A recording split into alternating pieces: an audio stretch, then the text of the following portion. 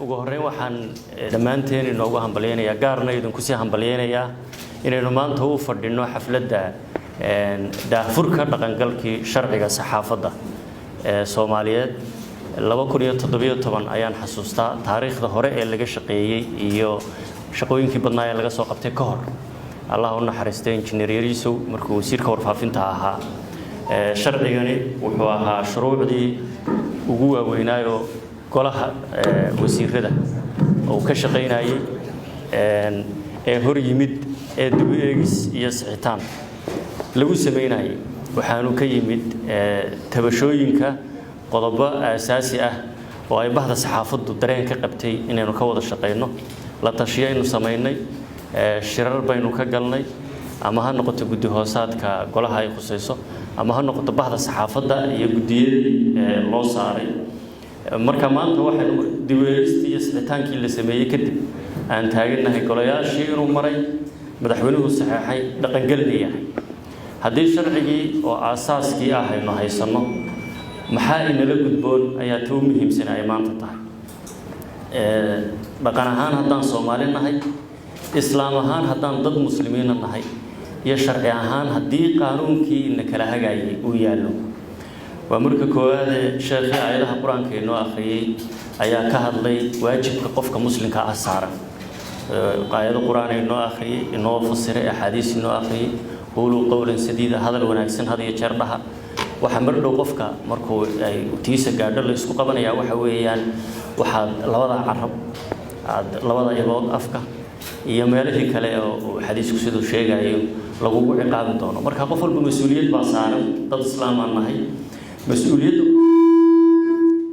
مسؤولية الإسلام نبغى صارن هرتا كحسابته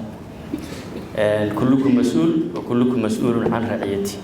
مركات شقة الصحف النمو قدريسو واحد كأكتا بريتم حال إله اللي هرتقدون تعالوا عندنا أقول حنين عندنا أبان كلهين وحكلا هدي ورا أي مغلان آيات كلا تشتورنا يسوي باهيانو تدق يعني وحيابها الله ينقلنا دردارني أداء به وربي مغلي ويباهيين سيف تعالى وضع أفل ويا صحافة دول الشيء جايو انتهى اللي بعتقي سنيسا أي عدي أي كسب سنيدو كي سنيسا أما قف هالنقطة أما قيس هالنقطة أو حيابك بعاجن إن أتكور بحصات كور أنتو يعني أي جهة مركا المهنة ديننا صحف النمو جدنا إنسان ننا هاي ضد إسلام ما نكا أي نقوة هاينو بريم حد لهرتك دون تا إلهي إن شقاء قبضتي وظروف تاعت كل شقين إنسان أدوكتين صحافة القاهرة بدن لقى مسمى نولن لقى مسمى ظروف تاعت ولبا حالة عن كتشرنو أوكتين ونفتهر النمو صومها نفتهر النمو دي حتى إفكير نفتهر كنت هاي ظروف على كنور آخرنا حسابي كاتم بيسو لبدي بيجي نانكو خسارة إفكينا سمعة يوناك iyo inaad isku koriso waxa wanaagsan sheegto dalkaaga ku dhisto wanaaga u hormarto aakhirana aad ilaahay ka baxsato xagga wanaagsan uga fakato maaragtay xisaabtan ka qof walba ka horeeyo marka inta sheekhna meeyi laakiin culimadu intay ka hadlayso inta badan waa inahan soo laha maxaad saaxiibada ama walaalaha ka xasuusin lahayd mid labaad waxa weeyaan xagga dhaqankeena Soomaaliyeed waxyaabo ka tag leh ayaa hadiyo jeer jiri jiray waxyaabo bilgahan iyo sharafta qofka uu ku sheegan yahayna waa jiri jiray oo looran jiray hebel baa hadlay hebel baa gole ka hadlay ama war soo tabiyay ama galiyay ama maahmaahay dabadeedna magac iyo sumcad iyo wanaag oo dhinaca wanaagsan ee bulshada wada jirkeeda nabadeeda walaaltinimadeeda amnigeeda ku caanahay oo ku magac leeyahay kula halbaxay midna waxa laga yaabaa dhinaca kale ee qaloocan waa seeftii labada af lahayd inuu lahaa أبوك الصومالي وكيل ورمان لو إحسان لجمع تجو إيه هداد فلين مرة قال سيد محمد عبد الله حسن أيها قبل قال له هون هداد حتى إيه مارك هتلحتجي ويبري كمالي وحلا جيابا إذا كنت لحتجي سينات سحيب كده كوباد أتاعي مركا وحلا كلا هذه يشير مركا هاد مارك تقول تبينيسو أرينك هاد ليسو عدالة كفل وغيران وهذا هو حكتي قد بناني هذانا هلا عدالة فرو ولو يقولوا ذي الدولة أنا لو عدالة فلمات يا ما هتنتي إن أنتي شقة هذا يسام تصدق حلو حوي الشرعي sharcigu wuxuu ka ratibmaa xuquuq iyo xuduud hadday dastuurka tahay iyo hadday shuruucda kale tahay xaq aad leedahay ka muwaadin Soomaaliyeed ahaan iyo xaq aad leedahay ka suxufi ahaan iyo xuduud aanad ka gudbahaynin ama ka gudbi karin oo ay ka ratibmayaan isla xisaabtan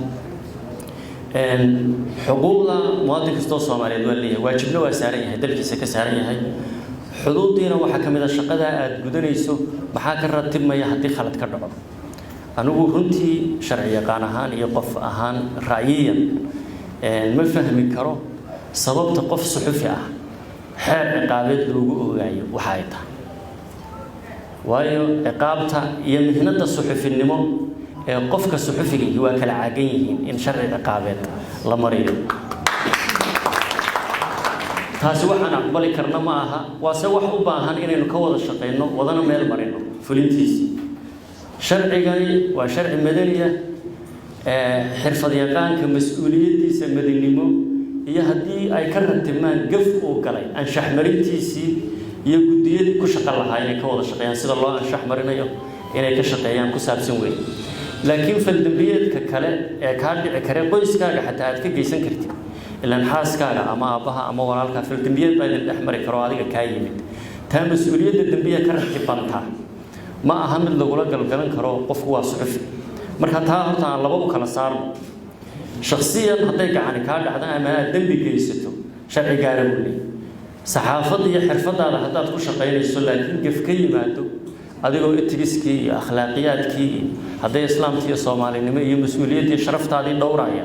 wixii khalad ee ka dhacaana waddo kale ay leedahay oo sharcigiisii maanta aynu halkan ugu dabaaldegayno daahfurkiisii iyo dhaqangelkiisii sidaynu uga wada shaqayn lahayd waa guul weyn in maanta aynu marayno 11 qodob oo aad cabasho ka soo jeediseen in dawladdani 11kiiba bedeshay oo la saxay oo sidii idinku aad u rabteen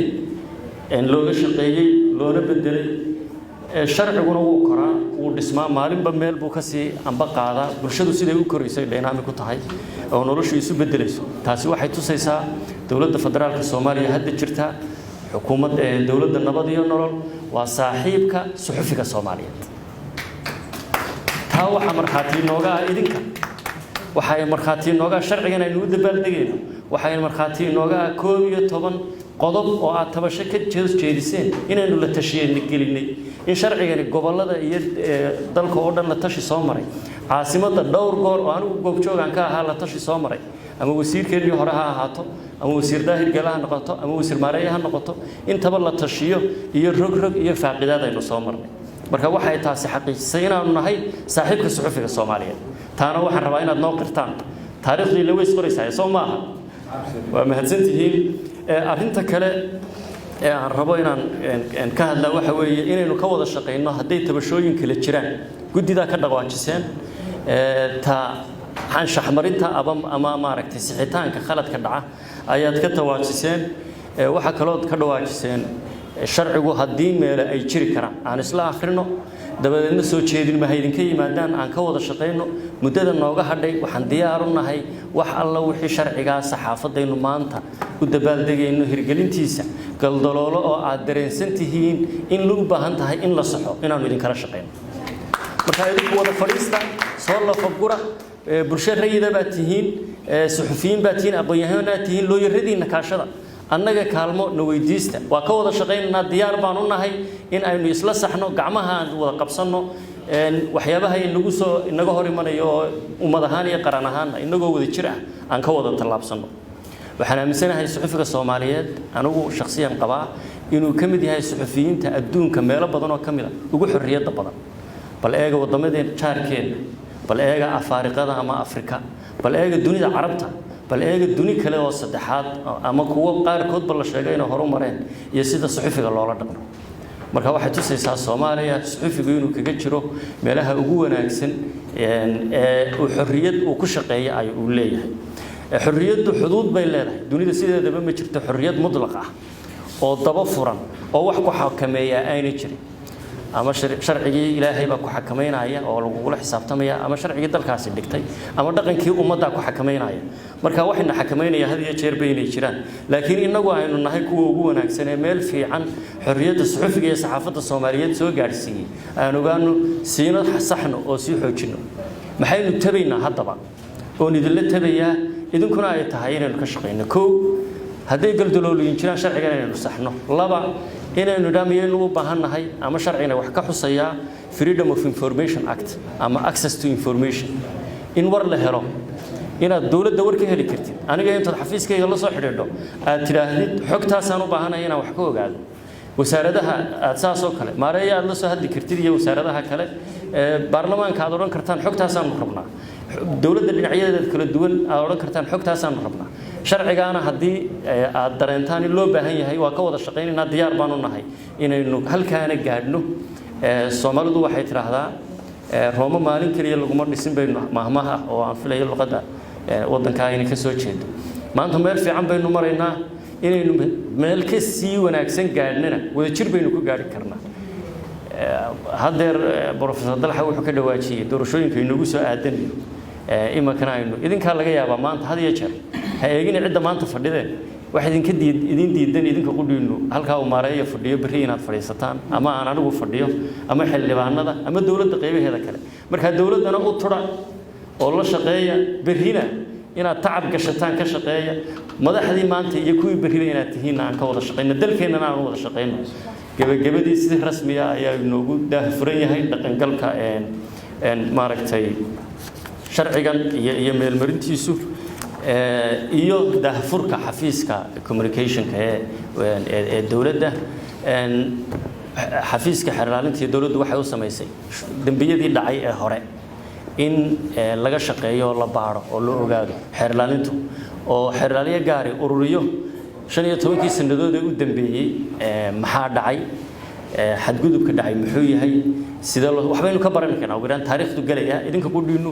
suxufiyiintiina saaxiibadiina ama walaalihiina sidii loola dhaqmay si wax looga barto bari ka maalina looga eexdo taana aan ka wada shaqeyno waxaan qabaa sida aad uga guuleysan kartaan cid walba waa in ummadana dhaxaado ahaataan sida dawladdu saaxiibkiisii koowaad ay u tihiin aad noqotaan saaxiibka dawladda saxaafaddu waa awoodda afraad waxaan qabaa inay tahay awoodda koowaad ee dawladnimada iyo qaran dhiska Soomaaliyeed waa mahadsantihiin assalaamu calaykum